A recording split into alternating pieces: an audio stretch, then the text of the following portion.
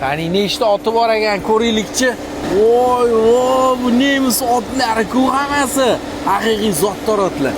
Jigar, bu BMW 520 larni qo'yayotganimni ko'rib, bitta mashinani qo'yyapsizmi deydiganlar ham topilyapti ekan. Yo'q, bunaqa mashinalarni menimcha faqat biza qo'yyapmiz-ki, shunaqa tuyulyapti sizga. Hozirgacha taxminan 10 tadan oshiq qo'ydik va deyarli hammasi sotilgan. Jigar, siz zo'r mashinada yuribsiz-ku, lekin ukangizni qarang, mashinasizmi, yoki oddiy mashinada yuribdilar. Hozir yaxshi topasiz-ku, shu payt. Olib bering, hali ukangiz ham kuchayib ketadilar. Qaytadi. Aka-uka o'rtasida shunaqangi bir-biriga javob qaytadi. Bitta like bosib, ukangizga tashlab qo'ying shu videoni jigar. Lekin bosib yuboradigan joyida, buni haybatini qarang. Haqiqiy 5-seriyaning eng oxirgi kuzov G60 deyiladi, adashmasam.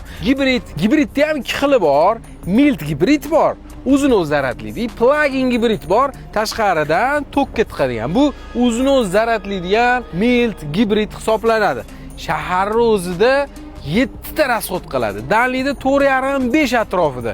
Lekin mayli bu premyerlaringiz bilan menimcha bemalol surishadi. Oqam zo'r-ku, boshqacha rang qilyapsiz. Shunaqangi olov bo'ladi. Biza qo'yganlarning ichidagi eng probegi kami va eng shikalat narx bo'layotgani menimcha mana shu bo'lsa kerak. 4400 probegi.